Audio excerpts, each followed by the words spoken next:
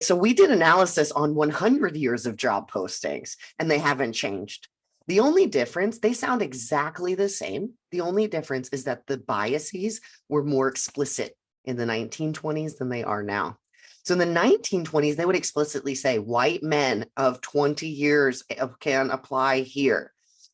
If the rest of the sentence is still the same, you just didn't say the white man part, it's still biased. It's still going to produce the wrong results, and it's not going to open up that role for the right people.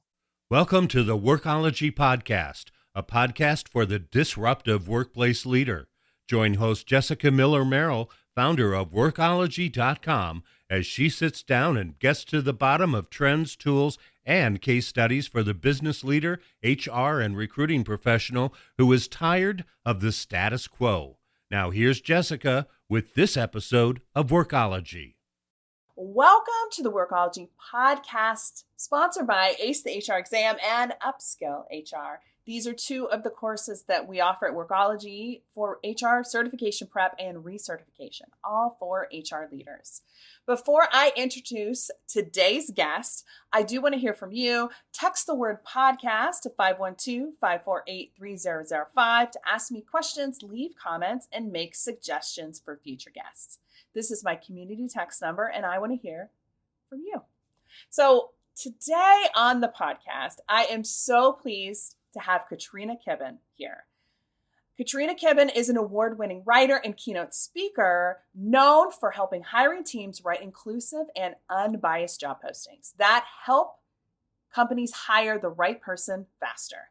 Before founding 3 Ears Media, Katrina was a CMO, technical copywriter, and managing editor for leading companies like Monster.com, Care.com, and Randstad Worldwide. Today, Katrina is frequently featured as an HR and recruiting expert in publications like the New York Times, Chicago Tribune, and Forbes. Katrina, welcome to the Workology Podcast. Thank you for having me. I'm so excited to have you here. And we have known each other for a really long time. So let's get to the topic at hand that I feel like is the one thing that we all need some help with, and that is inclusive job postings. I think they're so important. And to get people started, can you share maybe some best advice? Sounds like I'm really putting you like right away. We're getting down to all the things, but some advice maybe for recruiters and HR leaders who are wanting to ensure that their job posting attracts a more diverse candidate audience. What should they be doing or not doing? Yeah, I think a lot of people right now have the time to do some administrative and operational work. And so they're looking at their systems. And often that means looking at their job postings. And they come to me next and go, it's a mess, but I don't quite know what's wrong. And I think the thing that they're feeling, often they lean into tone or let's make it sound better. But the thing that we actually need to revise, analyze, and apply in order to get more diverse candidates into our pool is to actually have people tell the truth, to make sure that your postings accurately capture the work and success of that person so that you're looking for the right thing in the first place. I think we forget that like really fundamental step as far as making progress when it comes to postings. So they have to be honest. And I think that's a great strategy, actually. And if people don't apply, that's a good thing. You want them to say, hey, this sounds like it might not be the job for me, because the people that it does sound attractive to, they'll say, hey, this is the job that I want. And then hopefully you'll have a higher quality candidate and maybe less candidates that you have to search from. Exactly. I tell people all the time, I know if someone actually knows recruiting or if they're just a marketer based on if they say you want more candidates. Because most of us, unless you're filling high volume, low retention jobs where you're constantly filling roles, think Amazon warehouse, right? Unless you're doing that kind of role, you do not want more. More is not more. Right? Marketers are great if they go out into the world and 1% of the world responds to their message. You're a Coca-Cola. If 1% of the world responds, we have a harder marketing job, if you're going to call it marketing at all, right? We take the whole world and boil it down to one. That's a different equation, and it requires different work and different copywriting, which is where that job posting comes in. And I feel like not all marketers can be job posting writers or recruiters in this case, even though I mean, maybe they don't want to be, but it does take a certain understanding of the position and the organization and making sure that you're attracting a diverse group of people, because you don't want the same type of people in your organization. Otherwise, it gets stagnant and stale, and it just doesn't perform. It's not represented well for the rest of the world.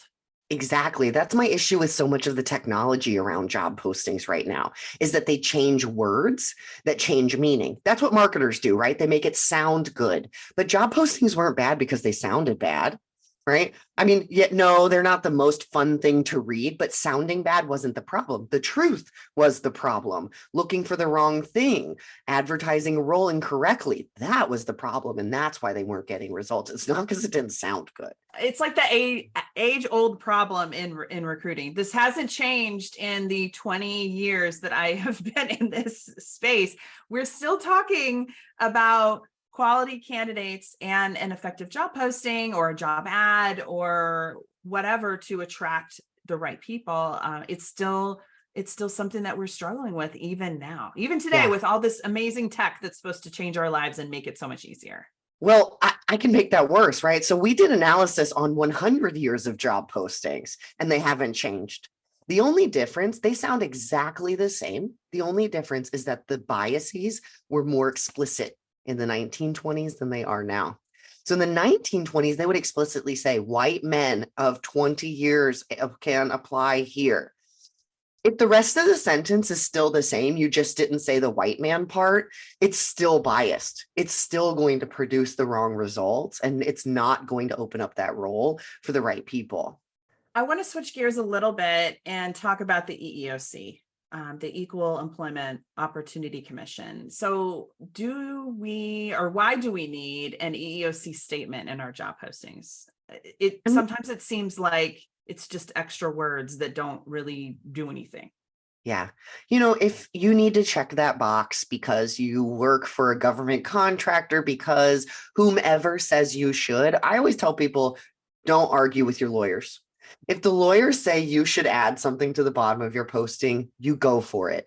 But I have to tell you, it's not enough, right? If the goal is a pipeline of candidates from diverse backgrounds, if your goal is a pipeline of people that don't look exactly like the people sitting in that role right now, you can't just copy and paste your EEO statement from some government website and cross your fingers. That's not how it works. It's no longer enough just to put the EEOC language in your job posting, just like it's no longer enough to fax your job listing to the AARP and whoever else I used to back in the day and say, oh, I have met all the requirements for my affirmative action plan for the year. So good advice. And those of you that do know what a fax machine is, God bless you. So God bless you. It's show instead of tell. I do have a background as a marketer, and it's probably why I'm more critical of marketers, because I know what I did. Right? Like, I came into this with very little recruiting experience and pretended like it was a marketing problem, but it's not. And the EEOC, we think that's a marketing solution to a problem that's so much bigger. It's about the requirements. That's when you peel apart all the layers. If you don't change the requirements, you don't change results. That is so true. And I feel like the government is behind in their updates and changes and suggestions to technology, diversity, all things work, really. They are light years behind. It is obnoxious to me how many of the things that my research has shown contribute to bias and contribute to having a less diverse pipeline of candidates that the government actually requires of the people who post jobs on their behalf. Interesting. Well, it kind of reminds me of the EEOC just came out with some guidance on artificial intelligence, right? Which I'm happy that it's out there, but it's not enough information. And things are changing so quickly with the European Union leading away for a lot of these different changes that they're going to have an announcement every week for us really to be able to keep up. So I know, that's why I laugh so hard when I see people writing the all-inclusive recruitment guide to AI. And I'm like, How long is that shelf life? 2 hours, 5? Honestly, so I have a book out, right? And I do talk about artificial intelligence and recruiting, and we cover a lot of topics, but even before it came out, it was already out of date. So that's just the name of the game. Whenever this podcast comes out, something will be different now than it was in this very second. Let's talk about your process and how you test job postings, because you've been talking all about this data and this research that you're doing. Walk us through how you know what you know, and what some insights into your process. Yeah, so my process was built by doing this a lot. And I think that's pretty rare in our business, of people who have literally done thousands of samples, but that's literally how I became a job post writing expert. I was on an event where I was talking about job postings and I fell in love with the problem. And so at the very end, I offered to write job postings for free, and over 1,000 people contacted me. And that was, many moons ago, right? About 4 years ago now. And from that's where our process was built. And we learned how to do hiring manager intake really well. And that would be the thing that I hope listeners are getting from this, is that if you don't have the right input, you'll never have the right output. And we mastered that intake first. So we do the intake. We use quotes from the manager. We get the real verbal, right? How they actually talk about the work into these job postings. And we use that as the content, because when people can understand, they can understand if they're qualified and actually say yes or no, I want to do this. Yes or no, I don't. And from there, we're doing job title analysis, building out that content, and then really looking at quality and building our metrics based off of the goals of that client, not necessarily the all-inclusive. Because like I mentioned earlier, high volume, low retention jobs and really specific niche roles, you're going to have different metrics as far as success. Like you're the Malcolm Gladwell of job postings. No one has written as many job postings as me. No. I can almost guarantee. I had somebody ask me recently, like, how I could be an expert in HR marketing. And I was like, come on, there's no one else that does the things that I do and has been doing them ad nauseum or like on repeat. And if you do things enough times, that's how you learn how to do things. I wish I would have said to her, like, how did you become the CEO? You're an HR person. Like, how does that happen? It's the same thing. If you research and understand and dedicate your life, which the last 4 years of your life have been focused on job postings, you become an expert in that area. And then you're able to measure the impact that you're having in filling roles or bringing in more qualified, diverse candidates into those positions. Yeah. I'll never forget the first time a recruiter actually recorded the conversation of a candidate after they read our job posting. And it was for a insurance phone, like a call center role. Okay. So for me, that's hell. I actually worked in a call center once. I lasted about a day and a half before I walked out on my lunch break. True story. And during the conversation, you can hear the person on the other side say, I was really interested in this role because I read your job posting and it just made sense to me. And it was the first time that anyone ever talked about work in a way that made me feel like a human. And to me, that is so worth those 4 years of my life, because I realized that as much as I impact recruiters and they get to take this knowledge and be good to a lot of people, we actually have impact. And in the same way that your HR marketing does, we have impact on people we'll never meet. People who wanted something better for their life, decided to open up the internet one day and typed in a job title, and they put it all on the line, because it's a confession moment. When you look for a job, you are confessing that you're willing to change everything to change your job. Because when you change a job, everything changes. It could be your doctor. It could be your investment in your future. It could be where you live, where your kids go to school. I can list things all day. And we don't give those people enough credit. They've taken this big risk. How dare we show up with some copy and paste job postings or some shitty marketing that we stole from our competitors? It's not right. It's not right to meet someone in a moment of confession with something so simple. I love your passion. It's just, it just gives me chills. And I think I know the answer to this, but I'm going to ask it anyway, because I feel like we need to ask this question, because again, in 2 years, people will still be talking about salary. Why is it so important to talk about salary and include it in job postings? I feel like you've already answered the question, but tell us again. You can't talk about impact on people without talking about money. Like, no one takes a job without knowing how much money they're going to make, period. How can you post a job posting and assume you're going to be successful without giving people deal breaker information? That's just silly to me. Honestly, I agree with you. I actually, so from time to time, I will look at job postings, and in preparation for our interview, I was like, oh, I'm going to go scroll on LinkedIn, see what kind of things LinkedIn thinks I might be qualified for.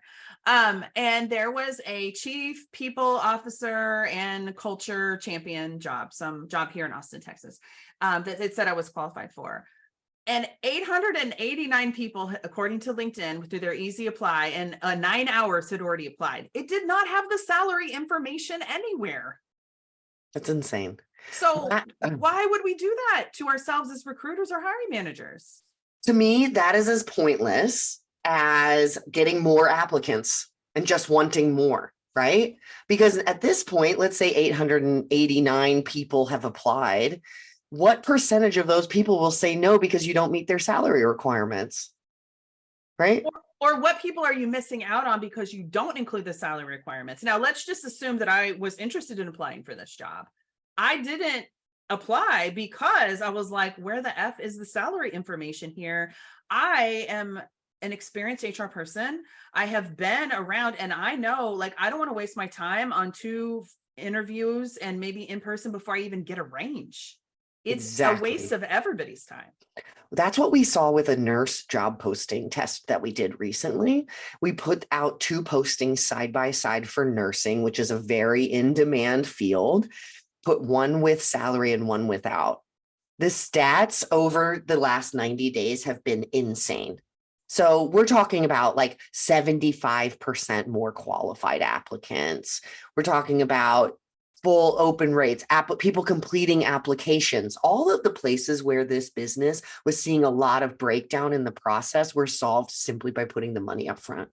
So being transparent, telling what you do in the job, and encouraging diversity and inclusive language. These are all things that can help increase your candidate quality, and hopefully you don't have people backing out of roles after they've accepted the offer, like the less percentage of those, just through more specific and refined and customized job postings. I mean, the data I saw most recently was that 26% of people quit in the first 60 days because they believed that the job posting sold them a job that was not accurate to the role that they do every day. And then you multiply out the numbers about what percent of their salary you have just lost because you've spent all the time training someone, getting them on board to only have them quit. It's about 30% of that person's salary in the first place. So we're looking at about 20 grand on someone who's making the median salary in the US, which is 60, right? 20 grand every single time because you didn't write a decent job posting in the first place. And I feel like the younger generation, they have a lot more willingness just to walk away from something that's not working than maybe other more senior experienced professionals would in how they've been taught, or just kind of generationally. Like they might, like, you know, me, I might be like, okay, I need to stick this out for 6 months or 12 months just so it looks good on my resume. And there's probably a lot of people who are listening to this right now going, yes, that's me. But here's the thing.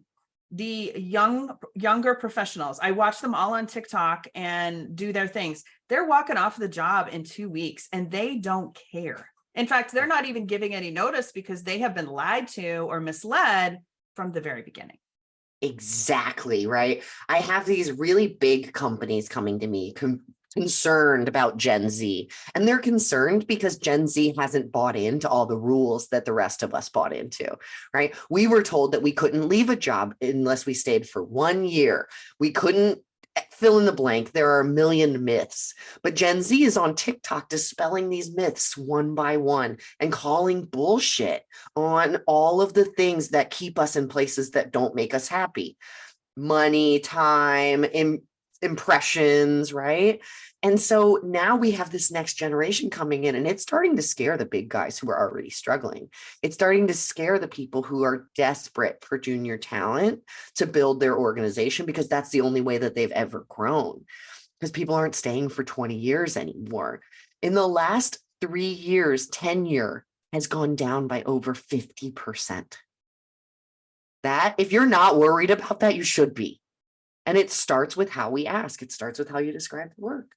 If you want to look into it, I would just encourage, I'm saying this to those that are listening. I quit my job today on TikTok. I'll try to include a list in the transcript, but just get on TikTok and just watch some of these videos. And I'm not doing it, I don't want us to get our feelings hurt. I want you to look at this as market research, because these are the people that are willing to put their professional and personal lives on the internet. So not everybody, it's not for everybody, but it is, if you see in the comment section, a lot of anonymous comments, people who don't have a face or just a logo or whatever, they are in agreement.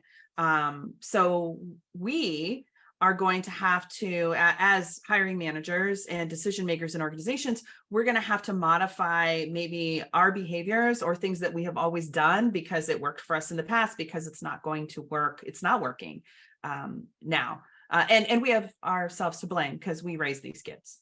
Right. I used to think that there weren't enormous discrepancies between generations, and really there haven't been for millennials and right. But when Gen Z entered this market, there is a sharp discrepancy between how they approach work and how every other generation ever has, because it's called the internet.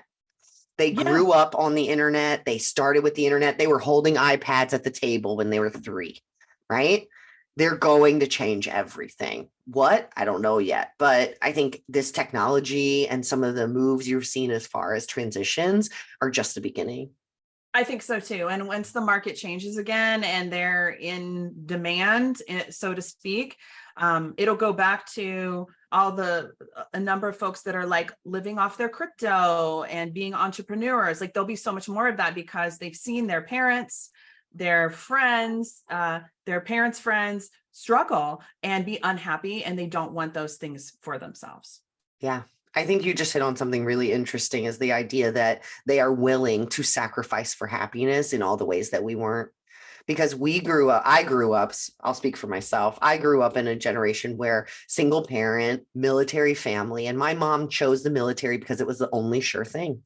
It was the 80s, right? There weren't a lot of jobs. She was an accounting major. So she went with the military because it was a sure thing. A lot of our parents stayed in their jobs for 10, 20, 30 plus years. We're going to all their retirement parties now because they wanted a sure thing.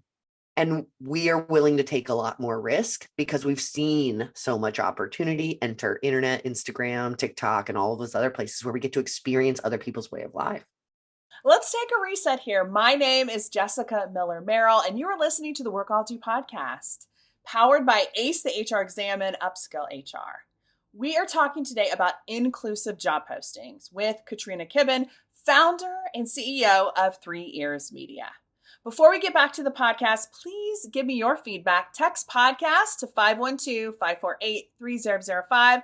Ask me questions, leave comments, and make suggestions for future guests. This is my community text number, and I want to hear from you. Personal and professional development is essential for successful HR leaders. Join Upskill HR to access live training, community, and over 100 on-demand courses for the dynamic leader. HR Research credits available. Visit upskillhr.com for more. I want to switch gears a little bit and let's talk about skill-based hiring versus experience-based hiring. I just saw like a Simon Sinek quote that was on my LinkedIn. You know, that's kind of his shtick, but you're in the trenches, writing these postings, doing the research, which I appreciate a lot more than an academic. Nothing against academia, but you're in doing the work, getting your hands dirty. So what are you seeing in terms of hiring that's working? Is it skill-based? Is it experience-based? It's experience-based because experience is universal. Skills are not. So what I mean by that is if I said you and I went to the store, you and I know what that means. The experience of that is universal. I don't have to do a ton of explaining for you to understand my definition. If I say collaborative and I went around a room of 30 HR professionals and I asked each one to give me a definition of collaborative, they would say something different, right? And that's the problem. We have companies using skills databases that were written by people like me. Genuinely, people have tried to hire me to do this work, and I've said no, because I don't believe that hiring should be based off of my bias either. I think skills have to be mutually defined by a large variety of people, and that's not what's happening right now. They're having one source of truth write up a definition and a dictionary because they need that to make their technology work. It has to be this little matching philosophy. So skills-based hiring is basically one person's bias multiplied times a million, and that's why I can't subscribe to skills-based hiring. Interesting, because I feel like that's all that's in the HR, like not all that's in the HR tech space, but the skills piece is really going crazy. I just know personally that if you looked at my skills and predicted where I would be from when I first started in my career to today, there is no freaking way you would have ever predicted that I would start an internet HR training company and be doing this work. I didn't even want to be in HR. Somebody moved me into that role because I was relocatable. That's the reason I became an HR manager at a retail store. Yeah. I worked at a Kaplan tutoring center teaching kids how to read, right? Like there's no way you would have been like, and someday you'll be a job post writer, right? It's fascinating, these paths, and we are doing ourselves a disservice by leaning too far into skills-based hiring because it is matching methodology that does not work for successful outputs. Maybe at a super junior level where you can connect some dots and, answer some personality tests, but I'll be interested to see how the data rolls out. I feel like tarot readers and psychics are maybe more reliable than skills-based hiring. Yeah, no, and I'm all down for like an angel card. So I'm going to think about that the next time I pull cards. But I just think it's fascinating, and I also think that when a machine or an algorithm tells us what we should do, it sort of ruins with the experience to try something out for yourself. And that's why I started a blog, because I was looking for a way to differentiate myself and recruit inside and outside salespeople. And I thought, oh, this might be the thing. If I would have went with maybe what an algorithm said, I would have just got my certification or attended some training that some lawyers put together. And I probably would have done great, but I definitely wouldn't have been down the path that I am now. Right. And I think it also multiplies systemic bias. Because again, we have to go back to the data set, and skills-based hiring means even if you base it off of your most successful employees, what we often see, and Amazon was the first example of this, is that when you try to accelerate based on your current data set, we just see bias magnified, right? We see that we start to remove people from different backgrounds who can do the job. Versus with experience-based hiring, we're saying, have you done this before? Do you want to do more of that? Great. And that's the kind of conversations we're supposed to have work. This is a conversation between two humans. As much as we want to think that the AI is going to take people's jobs, when we pull back all the layers, it is two people deciding to work together. The AI can write my emails and give me some general information about like what recipes to use and stuff. But that's mostly where I am with it now. I want to dive more into the research piece, because I think, and I told you this when we had our prep call, you need to be shouting all this from the rooftops. Like all the work that you're doing and all the research is unreal. So give us an example of some things in a job posting that we might not immediately think could maybe exclude certain candidate audiences. And for example, years of experience, but you tell me what your research has shown.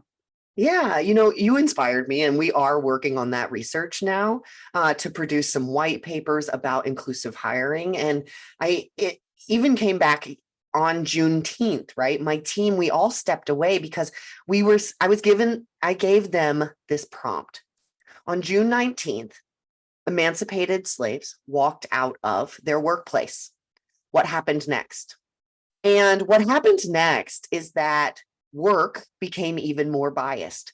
because there were employers around this entire country who decided that all of these people were not welcome. And a series of biases started to sneak their way into job postings and everything else. And the research is mortifying. It's scary, but it's even worse when we realize that job postings haven't really changed since that time. And when sentiment doesn't change, outcomes don't change. So you mentioned years of experience. That's the perfect one, right? We started to see increases. Oh, you need 12 years of experience because it created a barrier between people and work. We knew you didn't have 12 years of experience. We knew only this kind of person could have that much experience. And that's the outcome. And specifically where you see that rise of years of experience is when technology became a big thing, which now we're looping back, and Gen Z is going to years of experience all of the older people out of work. No, watch it all happen. But what was happening is that computers were becoming very popular. And so these senior executives started to double the years of experience numbers. And this is my hypothesis, but I have enough samples to show a trend. And it would keep these younger technologists out of work because they wanted computers kept out of work. Fast forward, we lower the years of experience when we want a younger candidate. And when you say 15 years, all you're saying is 15 years older, because two HR executives sitting side by side, if I asked them, what did you do every day? We would not expect that they do the exact same thing every single day. Years of experience quantifies time. It'll tell you how long you did something, but it does not qualify people. Yeah, it doesn't tell you actually how good you were or your performance. Like you could be crappy and have 20 years of experience, but I would rather have someone who has been great, stellar, outstanding, exceeds expectations for 3 years, maybe versus 20, especially, well, depending upon the industry and how fast it is moving, right? If you're in insurance, no shade on insurance, or finance, they don't normally change very quickly. But if you're in tech or crypto or artificial intelligence, one of these other spaces, healthcare, I think is an area that is moving very quickly as well right now. They're in demand, logistics. Like they'll forego experience because they want a high performer who has done the work. It doesn't need to be 20 years or 5 years. You just made another case for why skills-based hiring doesn't work, right? Because if it's not in the correct industry and if it's not at the same scale, it's not the same skill, right? So if I worked in HR, and then I went over to a remote managed services company, true story, not having that industry experience and not having the experience at a company of that scale, meaning a company with thousands of employees versus a 50-person company, it's two completely different types of skill, right? You know how to do different things based on those experiences. And that's often missing. And it's another layer of bias that we're just not talking about. All this is fascinating. I feel like we cannot have a conversation about bias and technology without talking about generative AI, like ChatGPT, which I know that you're seeing all the webinars, books are now out, how to write job postings, how to write policies with ChatGPT. Let me just say that this is kind of something funny that I just had happen. So somebody in a group that I am involved in said, hey, I need to write a policy against ChatGPT and AI. What should I look for? So being kind of an asshole and sarcastic that I am, I'm like, oh, I will do that for you. So I asked ChatGPT and they gave me 7 different ones. And then I asked it to write policies for each of them. And then I presented them to her and said, here you go. I asked ChatGPT to put this together. However, there's a whole laundry list of problems and potential pitfalls with this. But I wanted to ask for your opinion. How should we be using generative AI tools like ChatGPT to write job postings? Yeah. Is it a good idea? No, is the short answer, because of where we started this conversation. So telling the truth is the number one way to make a good job posting, to attract a pipeline of candidates from diverse backgrounds. And ChatGPT can't tell the truth. It doesn't know the truth because its data set is everything that's already on the internet. If you just wanted to copy and paste a bunch of job postings to write your own, you could have done that for the last 30 years, right? Like you could have opened up the newspaper back when, you could have copied and pasted off of Indeed, whatever you wanted to do to not tell the truth. That's the problem. We talk too much about going faster and not about results. And ChatGPT is the perfect example. We have a lot of people who just want to go faster, but are not concerned about where we end up. If you want results, it's a lot easier to have a conversation with a hiring manager, align on the outcome you want, and to tell people what that outcome is versus to ask ChatGPT and then try to erase the bullshit.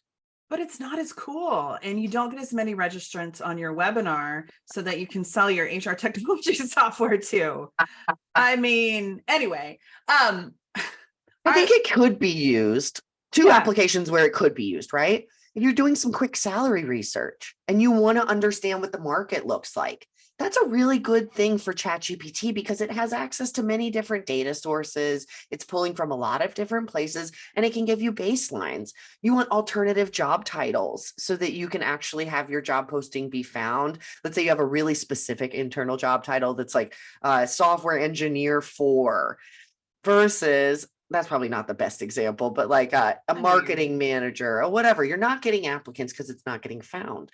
Go ask ChatGPT to give you a list of 15 alternative job titles and then do some analysis. It's good for the list building, but it's not good for final outputs. I'll be interested to see the research that comes out of ChatGPT and the biases that exist within it. I will include a link in the show notes of an example of a law firm that used ChatGPT to research and present an argument in a case, and that the other opposing law firm was like, what the H is this? I've never seen these 3 court cases anywhere. Well, ChatGPT says that they're real court cases. They're not real court cases. So it's not perfect is what I'm saying. It's still new and it's not the answer to everything, which is why I don't think that that 50% of recruiters are going to be going away anytime soon. I saw some stat, in one of the Facebook groups that I'm in, that they were like making this prediction. I'm like, that's crap. Like, you're still going to need recruiters. Right now, more people are applying for jobs, which we need really more recruiters to sort through all the noise that's in there. And like you said, if we're going to move towards this experience-based hiring versus skill-based hiring, we need recruiters to decipher those things more than ever. Between the hiring manager, the candidate, and the culture of the organization. Exactly, right. You have to look at the data set. You can replace the word ChatGPT with any AI technology. If you don't have a good data set, you don't get a good output. Right? Job postings are the perfect bad data set. They're the perfect example of crap data. And there's not a lot of consistency, which also makes it really hard for generative AI to come out with the right answer. Because, for example, a marketing manager at your company, a marketing manager at Apple, and a marketing manager at Nike have 3 completely different jobs. So when you go to ChatGPT and say, write me a marketing manager job posting, which one are you going to get? Whichever one is on the internet with the most information that they scraped, probably, right? Exactly. It'll all be trash. Yeah. Well, I want to end the conversation with something that you recently talked about in a presentation about how to turn a wish list into a job posting, and talk about maybe why wish lists are problematic. Yeah. When we're trying to hire the right person, it has to be a series of, you did this, so it means you can do that here. That is the most effective version of hiring. And when we're operating off of wish lists, recruiters put at risk something we cannot buy and generative AI can't make happen for you. It's called respect, right? When managers come to you with a wish list and you bring back 9 out of the 10 items, they're going to think you're the problem. Not the candidate, not the process, not the input, which is actually the problem. Meaning, if they don't tell you the truth in the first place, you can't go find it. And recruiters for years, and you and I have known each other for a long time, and this has been the conversation forever, is that recruiter hiring manager war, right? There's no need for a war. None, because recruiters are supposed to be facilitators, not order takers. And when you're taking wish lists, you will always be seen as the order taker, and people will get mad at you just like they get mad at the person who does their Instacart and forgets the eggs. And I do get mad at the Instacart person, or when I ask for 5 bananas and they give me 5 bunches of bananas. And you just made another case for the value of the human in the process. Someone could have texted. I think it all comes down to the conversation. It all comes down to the relationship and understanding what the hiring manager needs. And then you as the recruiter writing a job posting that is inclusive of all those things and is designed to track the correct candidates, qualified candidates, through being transparent about who you're hiring and who you're wanting to come and work at your company. Yes. And for anyone who's listening and is thinking, who should own the job posting? This is your moment to realize that you are supposed to own the posting. Okay, let's put this in another scenario and separate our emotions here, right? If my accountant told me to run my taxes before I came, I would not have an accountant. If a recruiter tells a hiring manager to write a job posting without ever talking to the recruiter, they shouldn't need the recruiter because they know what they're looking for. You must be a job post writing expert to facilitate that relationship and build trust. If you want to be the consultant, if you want to be seen as the trusted expert, that now is the time to do that at the very beginning when you're writing the order, so to speak. Agreed. Well, thank you, Katrina. I have a whole host of resources on the show notes, including your Get Your Free Job Post workbook. And with them on LinkedIn, 3 Years Media, all the things. We'll have all the links for you. Any parting words that you want to leave us with? No, this was really fun. I feel excited about going to do my research now. So thank you so much. Absolutely. Well, when the research is ready, send me a link because we'll shout that out the rooftops too. We need more information on effective job post writing because you're right. It hasn't changed. It's the same conversation. It makes me scared that from the 1920s, it's the same conversation. But I feel like from when I entered the professional workforce, it's the same conversation. Let's work to change that and make it better so that we can bring qualified, excited candidates to our job listings and really help make the workplace a better place, which is, I feel like that's our job as recruiters. Totally agree. Thank you so much. Thank you. I'm so excited. I can't wait for everyone to listen to this. It is so important for HR leaders and recruiting leaders to understand how job postings impact the range of talent that we attract. I think that Katrina pretty much summed it up, and I hope that their resources, information, and most importantly, research is going to arm you with information to help improve your job postings. We want to make them more diverse and more inclusive within our organizations. It needs to be this way. It is time. I'm tired of waiting 20 years. It's been over 20 years. This conversation continues on. It is time to change how we write job descriptions and job postings. We must be intentional about this in order to attract a more diverse candidate audience. I so appreciate Katrina and their knowledge and expertise. So wonderful for them to share that with us on the podcast today. Thank you, Katrina. Text the word podcast because I want to hear from you too. Text the word podcast to 512-548-3005. Ask questions, leave comments, and make suggestions for future guests. This is my community text number, and I want to hear from you. Most importantly, thank you for joining the Workology Podcast, which is sponsored by Upskill HR and Ace the HR Exam. This podcast that you're listening to is for the disruptive workplace leader who's tired of the status quo. Let's change the workplace landscape together. My name is Jessica Miller Merrill, and until next time, visit workology.com to listen to all our previous podcast episodes of the Workology Podcast.